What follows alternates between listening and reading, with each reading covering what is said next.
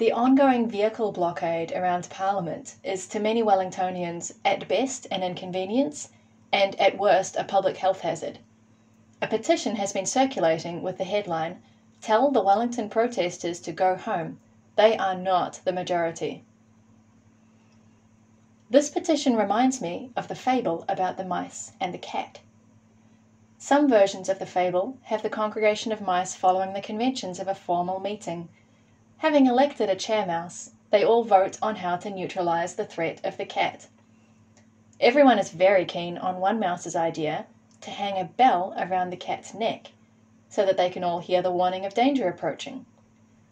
But when the chair mouse asks who will hang the bell, nobody raises their hand.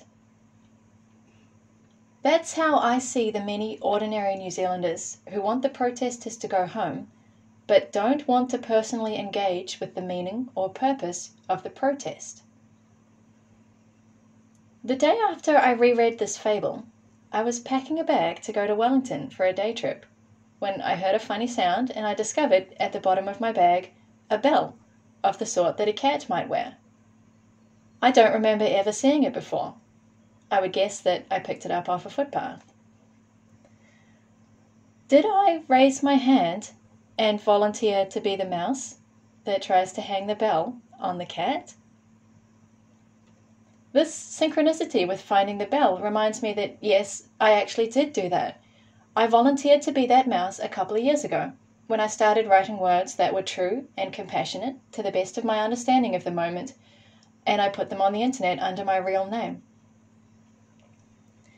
Because my best understanding often sets me at odds with the narrative, it sets me at odds with some of the people in my community. Fear of social disapproval exists on a spectrum with fear of being thrown out of the tribe and dying of exposure, and the last few years have seen a massive acceleration of the movement to shun, suppress, and cancel all those whose opinions we don't agree with. When I consider the wording of that petition, I'm drawn to the word majority, literally meaning the bigger portion. I understand that the people who signed this petition were making a statement that I could rewrite as, "I am bigger and you are smaller, so I should be able to force you to do my will."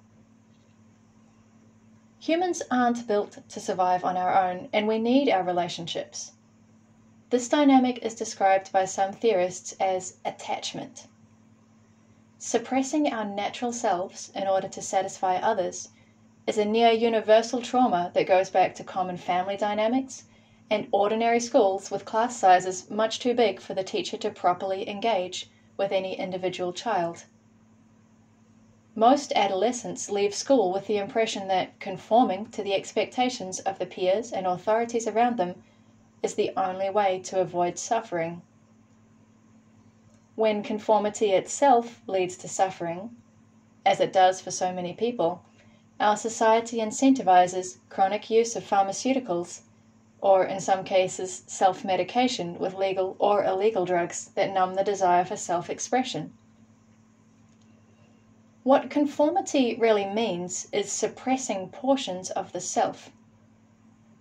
There's a model of holistic health that suggests that when we try to suppress or cast aside parts of ourselves without resolving them, they tend to stick in the mind or the body as a blockage and eventually a cause of mental or physical sickness. For example, a traumatic memory left unresolved might lead to a chronic stomachache or a symbolic hardening of the heart, eventually manifesting as a physical ailment of that organ. Every time a part of self is suppressed, it may come back larger and more physically obvious and provide us with another opportunity to genuinely engage with it. Here and now, we find the humans that our country's revised social contract has cast out of all public spaces, manifesting as a blockage in the very heart of the country, in the middle of the capital city. The ordinary people who want the protesters to go home are being given another opportunity to engage with the issue.